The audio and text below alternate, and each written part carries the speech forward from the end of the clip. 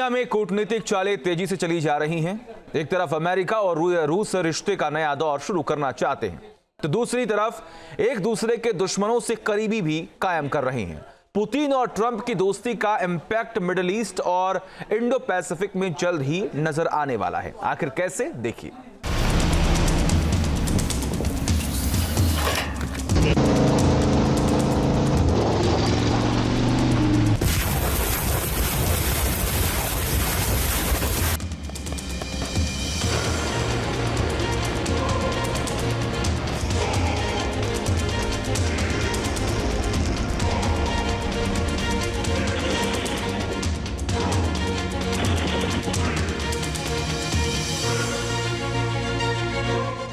Ukraine पर रूस का ताबड़तोड़ प्रहार।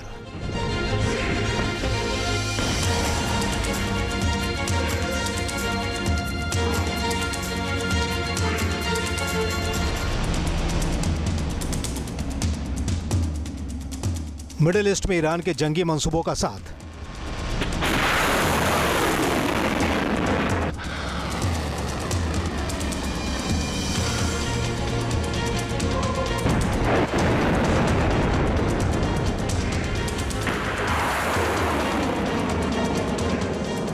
इंडो पैसिफिक में चीन की हमलावर प्लानिंग पर मुहर।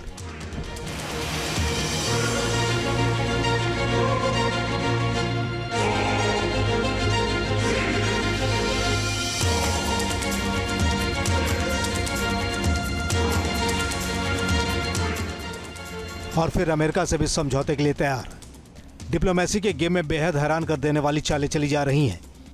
एक तरफ रूस के राष्ट्रपति व्लादिमीर पुतिन अमेरिकी राष्ट्रपति डोनाल्ड ट्रंप की मेजबानी करने की मंशा रखे हुए हैं, तो दूसरी ओर अमेरिका के जानी दुश्मन चीन, नॉर्थ कोरिया और ईरान के साथ दोस्ती को और भी गहरा कर रहे हैं। नॉर्थ कोरिया के सैनिक और मिसाइल के साथ ही ईरान के ड्रोन रूस के लिए यूक्रेन के खिलाफ तबाही मचा रहे हैं।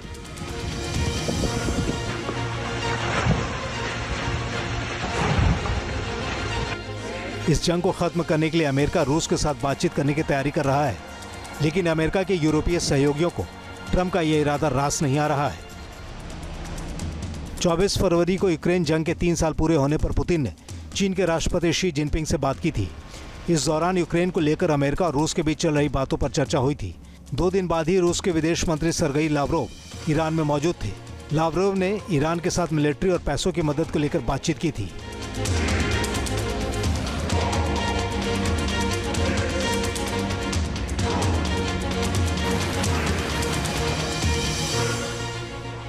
ईरान को रूस और चीन की तरफ से अपने एटमी प्लान को लेकर सहयोग का भरोसा हासिल है। ईरान का यही वो एटमी प्लान है जिसे अमेरिका और इजराइल निस्तनाबूद कर देना चाहते हैं। फ्रांस के प्रेसिडेंट वहां पर गए और ब्रिटेन के प्रेसिडेंट ट्रंप से मिलने गए, तो फिर जब ट्रंप ने उनसे पूछा कि क्या तुम रूस का सामना कर पाओगे मेरे बगैर, तो उन्होंने कहा असंभव, नहीं कर पाएंगे। यानी कि वो कोशिश तो कर रहे हैं कि अगर यूक्रेन को जीत लिया रशिया ने, तो वो हमारे ऊपर अटैक करेगा, लेकिन वो इसके खिलाफ कुछ करने में वर्तमान में सक्षम भी नजर नहीं आता।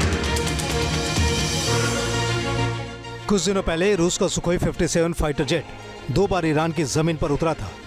माना जा रहा है कि ईरान की निगाहें रूस के इस 5th जनरेशन लड़ाकू विमान पर टिकी हुई हैं, जिसे अमेरिका के फाइटर जेट F-35 और F-16 की टक्कर का बताया जाता है। रूस और ईरान के बीच सुखोई 57 की डील मिडिल ईस्ट में अमेरिका और इजराइल को रणनीति बदलने पर मजबूर कर सकती है।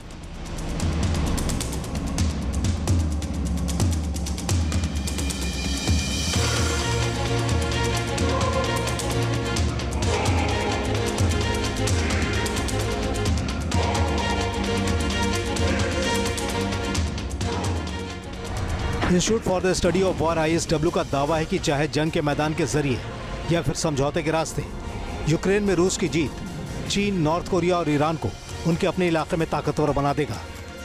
इंटरनेशनल एटॉमिक एनर्जी एजेंसी यानी IAEA ने वार्निंग दे रखी है कि ईरान के पास संवर्धित यूरेनियम की इतनी मात्रा मौजूद है जिसकी मदद से वो 4 से 5 महीने में ही कम से कम 6 न्यूक्लियर बॉम्ब बना सकता है।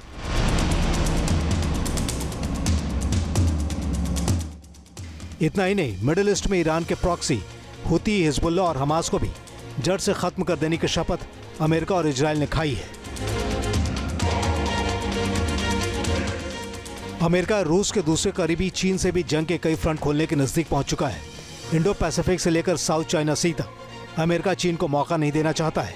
अमेरिका, ऑस्ट्रेलिया और फिलीपींस जैसे दूसरे सहयोगियों के साथ मिलकर इस इलाके में चीन की घेराबंदी कर रहा है। रूस को लेकर ट्रंप की नुमाइंदगी वाले अमेरिका की कूटनीति में नाटकीय तब्दीली आ चुकी है। अमेरिका के विदेश मंत्री मार्को रूबियो का सबसे ताज़ा बयान इसकी गवाह है। चीन पर रूस की निर्भरता बढ़ गई है। अमेरिका और रूस के लिए अच्छा होगा कि रिश्ते बने, क्योंकि अमेरिका रूस को चीन का जूनियर पार्टनर बनने नहीं देना चाहता है। अमेरिका के सेक्रेटरी ऑफ स्टेट रूबियो का ये कहना कि हम रशिया को चाइना का जूनियर पार्टनर नहीं बनने देंगे, यकीनन रशिया को अपने साथ लाने की कोशिश है। लेकिन रशिया कैसे भूल सकता है कि सैंक्शंस के बावजूद चाइना ने उसके अपना बाजार रशिया के लिए खोल दिया, उसकी लाइफलाइन को जिंदा रखा। कैसे भूल सकता है कि नॉर्थ कोरिया ने अपने ट्रूप्स भेजे इस युद्ध के अंदर और ईरान ने भी अपने हथियारों से रशिया की सहायता की। लिहाजा रशिया भी अपनी शर्तों के ऊपर अमेरिका के साथ दोस्ती करेगा, यूक्रेन के समझौते के ऊपर। पुतिन और ट्रंप की दोस्ती क्या गुल खिलाएगी ये तो वक्त बताएगा, लेकिन उससे पहले इस दोस्ती को चीन और ईरान के अग्निपथ से गुजरना होगा। Team news nation. News nation अब व्हाट्सएप पर खबरों की ताजा अपडेट के लिए न्यूज नेशन के इस QR कोड को स्कैन करें